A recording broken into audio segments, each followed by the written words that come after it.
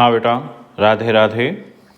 अब हम मोशन का ही अगला पार्ट डिस्टेंस और डिस्प्लेसमेंट समझते हैं। काफ़ी इम्पॉर्टेंट है, ध्यान दें। डिस्टेंस क्या होता है? डिस्टेंस होता है total path length covered by body, जो हमारी गाड़ी में माइलोमीटर से रिप्रेजेंट होता है कि इसने कितना डिस्टेंस कवर किया। वेयर एज डिस्प्लेसमेंट क्या होता है? It is shortest distance between initial and final position, या हम इसको ये भी कह सकते हैं straight line distance between initial position and final position.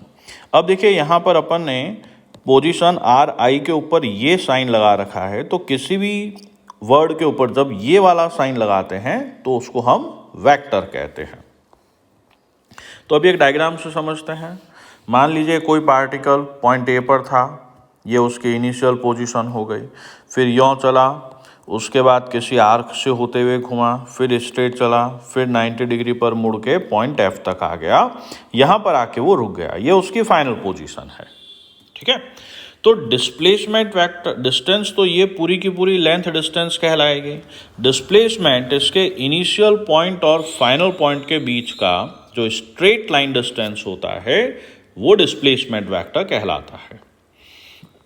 तो इस डायग्राम में डिस्टेंस अगर हम देखेंगे तो AB प्लस BD आर्क की लेंथ, फिर DE प्लस EF हो जाएगा।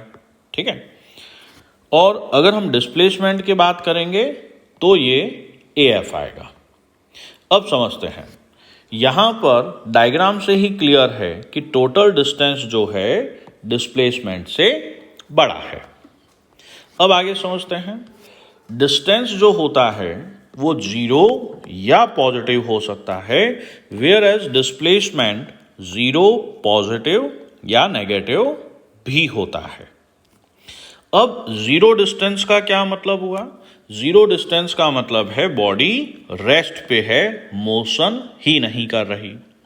लेकिन जीरो डिस्प्लेसमेंट का मतलब ये हुआ कि या तो बॉडी रेस्ट में है या उसकी इनिशियल और फाइनल पोजीशन सेम है। अब हम आगे बात करते हैं। डिस्टेंस स्केलर क्वांटिटी होती है, डिस्प्लेसमेंट वेक्टर क्वांटिटी होती है। अब मान लीजिए सवाल है, can distance of moving body decreases with time? Possible ही नहीं है।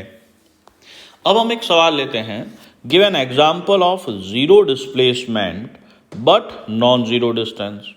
सपोज एक पर्सन A से स्टार्ट होके B तक गया, 50 मीटर का डिस्टेंस है, फिर 90 डिग्री पर टर्न होके C तक गया, वापस 30 मीटर, फिर वापस 90 डिग्री पर, मतलब इस साइड के पैरेलल, ठीक है, ये भी 50 मीटर है और वापस यहाँ पर आ गया।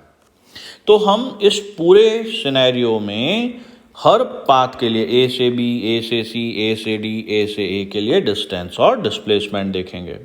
तो A टू B का डिस्टेंस, जो A टू B का डिस्टेंस है वो 50 मीटर है, लेकिन A से B का डिस्प्लेसमेंट 50 मीटर। तो इस वाले सिनेरियो में जब हम केवल A से B की बात कर रहे हैं, डिस्टेंस और डिस्प्लेसमेंट बराबर है।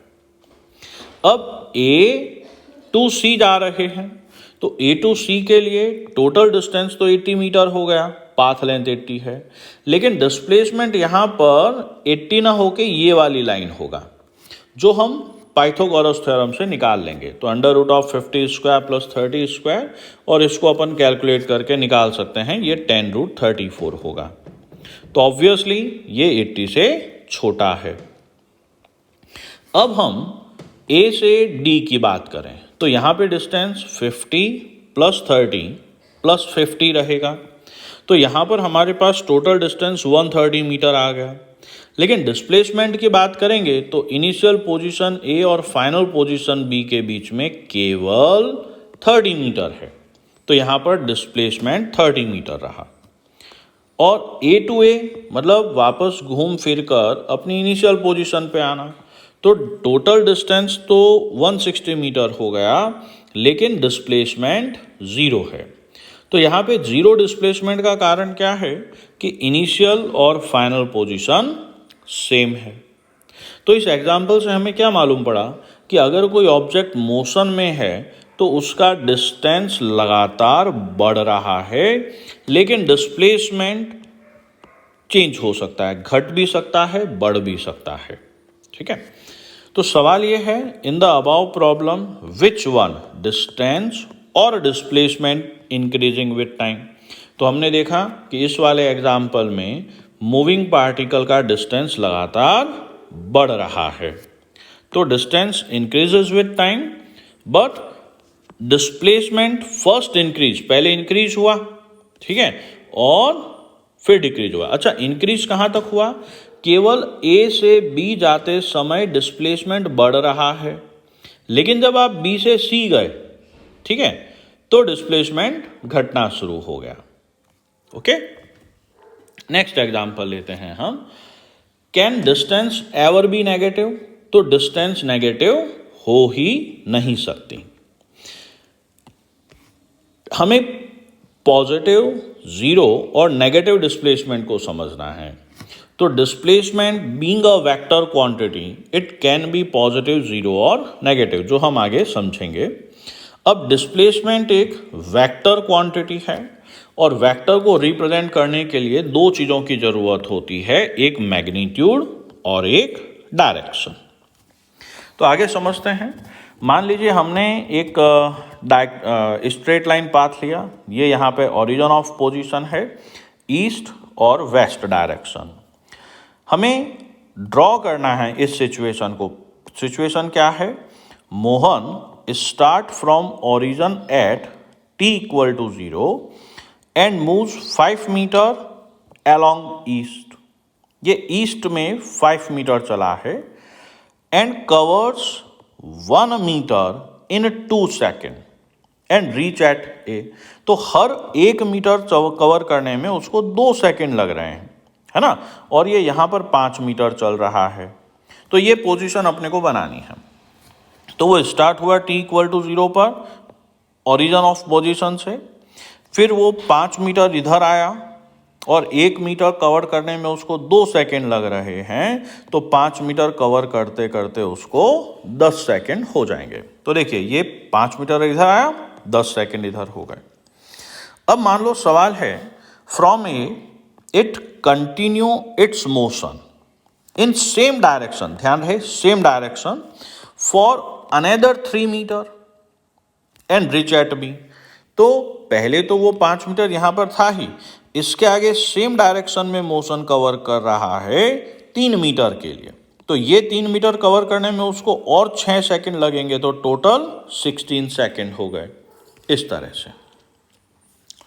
तो अब सवाल है, find total distance of Mohan in 16 second and also find its displacement. तो देखिए, टोटल वो शुरू तो ओरिजिन से हुआ था, पहले 5 मीटर चला और उसी डायरेक्शन में आगे 3 मीटर चल गया।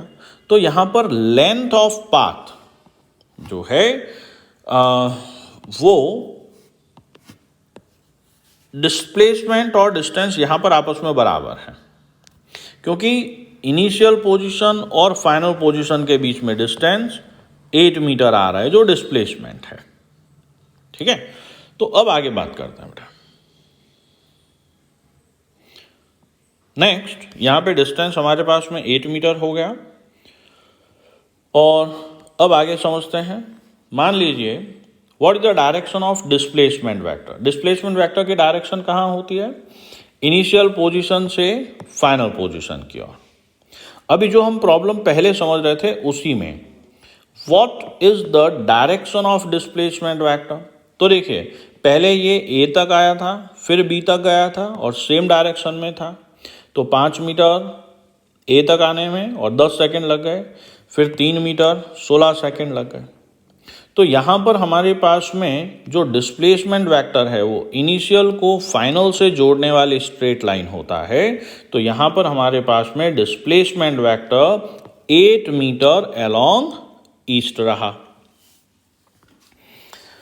अब सवाल है, उसी सवाल को हम थोड़ा सा चेंज कर रहे हैं। कि वो ए तक आया था, 10 सेकंड लगे थे। लेकिन अब हम क्या कह रहे हैं, मोहन टर्न्स टूवर्ड्स वेस्ट, ए पर आके फिर वेस्ट की तरफ मुड़ गया और फिर 3 मीटर चला और पॉइंट डी पर पहुंचा। तो पहले वो ए तक आया, फिर वेस्ट में मुड़ के 3 मीटर चला, तो वापस इसको लगे तो अब भी 16 सेकेंड। ठीक है, तो सवाल यह है कि find position of Mohan at t equal to 16 with respect to origin. तो ओरिजिन के रेस्पेक्ट में मोहन अभी इस तरफ है, ईस्ट की तरफ ही है। तो अब सवाल ये हो गया, यहां पर position of Mohan at 16 second इस तरफ रहा। अब आगे समझते हैं, या फिर हम कह दें 2 मीटर अलोंग ईस्ट। नेक्स्ट हम समझते हैं बेटा, ये डिस्प्लेसमेंट वेक्टर था हमारे पास में। अब हमारे पास सवाल है, सेम वही सिनेरियो है, Mohan at A turns towards west and move 8 metre. अब वो 8 मीटर चल रहा है वेस्ट की तरफ मुड़ के, है ना। तो पहले वो यहाँ पे आया था, ए पर पहुंचा, अब 8 मीटर चला, तो इस 8 मीटर चलने में उसको टोटल 16 सेकेंड लग गए और एक्स्ट्रा, तो टोटल 26 सेकेंड लगे। अच्छा, इनिशियल पोजीशन क्या था, वो ये था। फाइनल पोजीशन हमारे पास में ये है, तो इनिशियल से फाइनल की तरफ आएंगे तो हम टूवर्ड्स वेस्ट हो गए। अब सवाल में हमें डिस्टेंस निकालना है, फाइनल पोजीशन और डिस्प्लेसमेंट वेक्टर।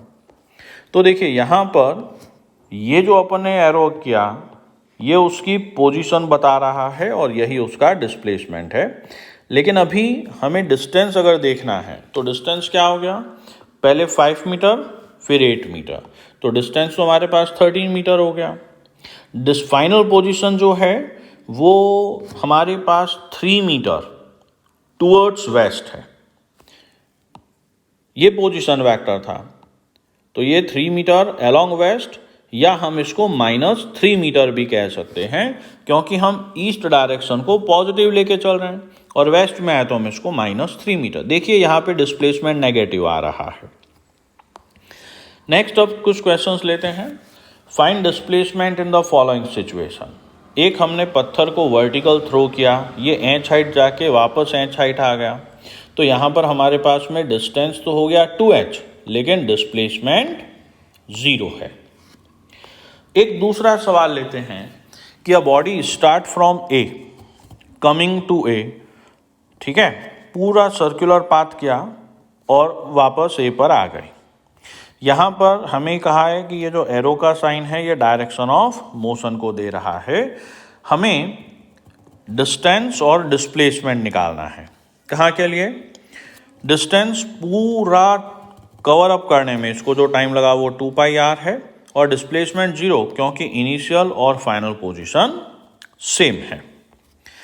नेक्स्ट क्वेश्चन में हम देखते हैं, सवाल क्या है, एक सेमी सर्कुलर पाथ है, ठीक है, हमें हाईलाइट करना है डिस्टेंस को और डिस्प्लेसमेंट को। तो डिस्टेंस तो लेंथ ऑफ एक्चुअल पाथ, तो ये हमारे पास में डिस्टेंस होगा, और डिस्प्लेसमेंट क्या होता है, इनिशियल पोजीशन को फाइनल पोजीशन से मिलाने वाली लाइन। तो हमारे पास में देखिए ये डिस्प्लेसमेंट आ गया, इनिशियल पोजीशन को फाइनल पोजीशन से मिलाने वाली लाइन, और डिस्टेंस ये वाला पाथ होगा।